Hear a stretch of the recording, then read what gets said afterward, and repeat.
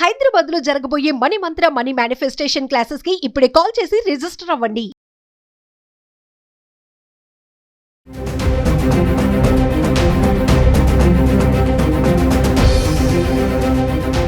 నమస్తే, welcome back to Suman TV. Present మనతో పాటు ఉన్నారు ఫ్యామిలీ కౌన్సిలర్ రజనీ రమ్మ గారు. నమస్తే మ్యామ్. నమస్తే నవీన.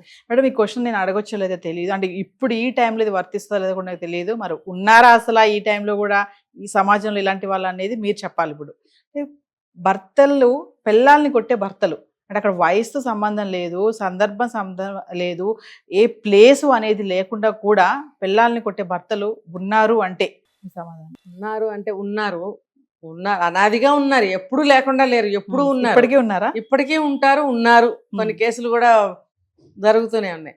అంటే దీనికి ఏం చెయ్యాలి అనేది 2 టిప్స్ ఇస్తాను నేను.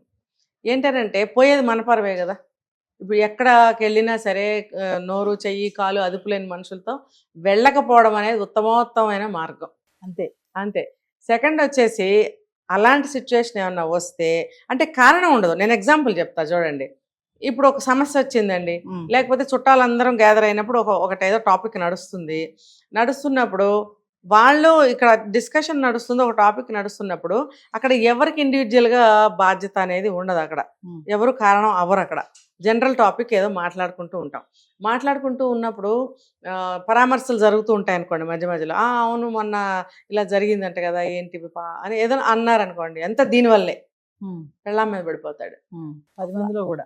నువ్వు ఎక్కడున్నావు, నువ్వు టాపిక్ ఏం నడుస్తుంది, అవతల నిన్నేం అడుగుతున్నాడు, నువ్వు ఎవరి మీద పడ్డావు, అప్పుడు ఆమె పరిస్థితి ఏంటి? ఇలా ఒకటి కాదు, ప్రతిదానికి నీ వల్లే, అసలు దీనివల్లే, అసలు ఈవిడి వల్లే, అసలు ఈమె రోజు నోరిప్పకుండా ఉంటే నాకేమయ్యేది కాదు, లేకపోతే ఈవిడ అలాంటి సలహా ఇవ్వబట్టే నాకు ఇలా అయ్యింది. అంత సలహా తీసుకునేంత ఇది వరకు కూడా ఉండడు అతను, తీసుకోడు కూడా. కానీ వంక పెడతాడనమాట ఏదో ఒకటి.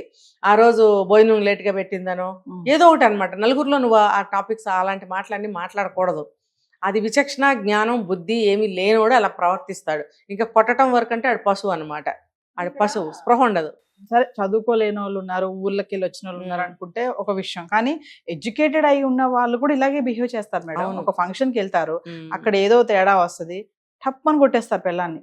అంటే మీరు అన్నట్టుగా స్టార్టింగ్ లో అన్నా చూసారా, పోయేది మన పరువే కదా. అంటే పరువు పోతుందని ఆలోచన ఉండదా, లేకపోతే తన యొక్క మగ అహంకారాన్ని చెప్పుకోవడానికి అనుకోవాలా? మగ అహంకారం కోసమే ఆ పని చేస్తాడు, కానీ పోయేది మన పరువు, మనకి మచ్చబడుతుంది. చూసేవాళ్ళు కూడా ఈవిడి తప్పే అనుకుంటారు. ఖచ్చితంగా చూడండి, ఆడవాళ్ళనే అంటారు, మగవాడిని ఎవరు అన్నారు. ఎందుకో దౌర్భాగ్యం నాకు అర్థం కాదు. నీకు అతని గురించి తెలుసు కదమ్మా, ఎందుకు నువ్వు అలా ఉంటావు అంటారు కదా. అందుకని తెలుసు కదా, వెళ్ళటం మానేస్తే బెస్ట్. ఇంకా సెకండ్ ఏంటంటే, ఇంకా తప్పనిసరి పరిస్థితుల్లో ఎక్కడికన్నా వెళ్ళాల్సి వస్తే ఆ పరిసరాల్లో ఉండకూడదు, ఎక్కడో అక్కడెక్కడో ఉండాలి, దూరంగా ఉండాలంటే. ఎందుకంటే నేను కొంచెం ఇలాగే చెప్పాలనుకుంటున్నా. నేను దీనికి ఏ రంగులు వేసి ఏ స్టైలు యాడ్ చేసి నేను చెప్పాలనుకోవట్లేదు. ఏంటంటే నిత్యం ఆడవాళ్ళు ఎదుర్కొంటున్న పచ్చి సత్యాలు ఇవన్నీ, పచ్చి సమస్యలు ఇవన్నీ. వీటికి ఎవరు చేయి పట్టుకుని నడిపిస్తారండి? ఎవరు వీళ్ళ ప్రకారం వాళ్ళు పోతూ ఉండాలి. బుర్ర కాస్త ఉపయోగించాలి. నేను ఇలాగే ఉంటాను, అతను నన్నేం అనకూడదు, నేను వెళ్ళాలని ఉండదా, నాకు నేను ఫంక్షన్కి వెళ్ళొద్దా అంటే మీ కర్మ. అంతగా వెళ్ళాల్సి వస్తే ఆ పరిసరాల్లో ఉండకండి, ఎక్కడన్నా వేరే గుంపుతో ఉండండి. చుట్టాలో ఫ్రెండ్స్ ఉంటారు కదా, వాళ్ళతో స్పెండ్ చేయండి. అక్కడ అతని పక్కనే ఉండొద్దు. కొంతమంది పిలుస్తారు, మా భార్యను పరిచయం చేస్తాను, మా పిల్లల్ని పరిచయం చేస్తాను అంటారు. అలా పరిచయం చేస్తానని వచ్చి పరిచయాలు అయిపోయాక వెళ్ళిపోండి ఇమీడియట్గా, అక్కడ ఉండకండి. ఎందుకంటే ఇదే మన పరువే పోతుంది, మన వ్యక్తిత్వం దెబ్బతింటుంది అక్కడ. మనం ఆ క్షణంలో మానసికంగా చచ్చిపోయినట్టు అవుతుంది ఆ మాటలకి. మనం ఎందుకు అవకాశం ఇవ్వాలి? ఛాన్స్ ఇవ్వకండి. మీరు వేరే గుంపుతో స్పెండ్ చేయండి. ఆటోమేటిక్గా అక్కడ భోజనాలు అవన్నీ అయ్యాక ఇంటికే వెళ్తాం కాబట్టి అతను వెతుక్కుంటూ వచ్చి వెళ్దామా అనే వరకు మీరు కనపడకండి. వెళ్దామా అన్నప్పుడు ఇంకెంతసేపు ఉంటాడు అక్కడ? చచ్చినట్టు ఇంటికి రావాల్సిందే. ఇంటికి వచ్చాక ఎంత అన్నయ్య గారినివ్వండి, వాక్కోపో అని చెప్పి నీ పని నువ్వు చేసుకో. నువ్వేం అనలేదు, నువ్వేం చేయలేదు, ఎంతసేపు గించుకుని అరుచుకొని. అప్పుడు కూడా నేనేం చెప్పాను, కొంచెం అతన్ని డైవర్ట్ చేయండి. డైవర్ట్ చేసినప్పుడు కొంచెం కూల్ అవుతాడు. అరే ఇందాక నీళ్లు తాగలేదు, దాన్ని పెట్టి కూర్చున్నాను, ఇంకా రాలేదు, నీళ్లు తాగు అని నీళ్ళు ఇవ్వాలన్నమాట. అంటే ఏంటి, నేను నీకు నీళ్ళు ఇవ్వాలని నేను ఇందా నుంచి ప్రయత్నిస్తున్నాను, నువ్వు నీళ్లు తాగటానికి కూడా సిద్ధంగా లేవు, కొంచెం వాటర్ తాగు, బయట నుంచి వచ్చావు కదా అన్నట్టుగా మనం ఇవ్వాలి. కొంచెం కూల్ అవుతాడు. లేదా కాఫీ టైం అయితే, కాఫీ పెడుతున్నాను కాఫీ తాగు, ఇలా కొంచెం మనం సొంత తెలివితేటలు ఉపయోగించాలి. ఉపయోగించినట్టయితే కొంచెం ఆ అగ్ని సెగలు తగ్గుతాయి. నిదానంగా కూర్చున్నప్పుడు తనేం చేశాడో తనకు అర్థమవుతుంది. ఆలోచనలు రావా, నేను ఇలా చేయకుండా ఉండాల్సిందే అని అనుకోవాలి. మరి అనుకోడు అనుకోండి, ఇంకా కర్మ అనుకోవాలి అంతే. కానీ మనకైతే ఆ నరకం తప్పుతుంది కదా, తప్పుతుంది. తర్వాత ప్రశాంతంగా ఉంటాం కదా. అంటే అలాంటి సందర్భాల్లో మనమే తెలివిగా బిహేవ్ చేయాలంటారు. అంతే కదా. అక్కడి నుంచి తప్పించుకోవడమా, లేదంటే వెళ్ళడం మానేయడమా, లేదంటే అక్కడి నుంచి డైవర్ట్ చేసుకోవడం, టాపిక్ డైవర్ట్ చేయడం, సింగర్ గా అక్కడే ఉంటే అంతే. మళ్ళీ పక్కన ఆడవాళ్ళకి చెప్పుకోవడం చేయకూడదు. ఒకవేళ కర్మగాలి బుక్ అయిపోయాం అనుకో, అతని చేష్టలు మాటలు అందరూ చూస్తారు కదా, వాళ్ళే థూ అంటారు. ఈ అమ్మాయి సైలెంట్గా ఉంటే సరిపోతుంది. ఇంటికి వెళ్ళిన తర్వాత వీలైతే తోడపాసం పెట్టు మీ ఆయనకి, కిక్కురుమనకుండా పడి ఉండేటట్టయితే అక్కడ చూసుకోండి. ఇంట్లో బయట మాత్రం అరిచాడని నువ్వు అరిస్తే, 2 కుక్కలు అరిస్తే ఏమవుతుంది, చెవులు పోతాయి. అక్కడ ఎవరికి విలువ ఉండదు. కుక్కలు అరుచుకుంటున్నాయని మనం పక్క నుంచి వెళ్ళిపోతాం, వాళ్ళు అలాగే వెళ్ళిపోతారు. అలా 2-3 సార్లు జరిగితే వాళ్ళకి అలవాటే అని చెప్పుకుంటారు. ఇంకా ఇద్దరికి విలువ ఇవ్వటం మానేస్తారు. సో ఏం చేయాలంటే మనమే అది తప్పించుకుని వెళ్ళిపోవాలి. ఆడవాళ్ళకి తెలివితేటలు పెట్టాడు దేవుడు, మగాడికి లేవని కాదు, ఉపయోగించరు. కాబట్టి ఆడవాళ్లే సంసారం బాధ్యత అనేది వీళ్ళకే ఎక్కువ ఉంటుంది. కాబట్టి మనకి అవమానం జరుగుతుంది. కాబట్టి మనం ఎలా ఉండాలి మనమే ప్రశ్నించుకోవాలి. అతన్ని ఎలా మార్చాలి, అతన్ని ఎలా సచ్చినా నువ్వు మార్చలేవు. నువ్వు మొయ్యలేదు, నువ్వు కనలేదు, నువ్వు పెంచలేదు, నువ్వు ఎలా మారుస్తావు? వాళ్ళు మార్చాలి వచ్చి అంటారు కదా మేడం అత్తగారులు, మరి నా కొడుకుని మార్చేసావు, అవును కదా, డైవర్ట్ చేసావు, మీరేమో మార్చలేరు, సాధ్యం కాదని మీరు అంటున్నారు.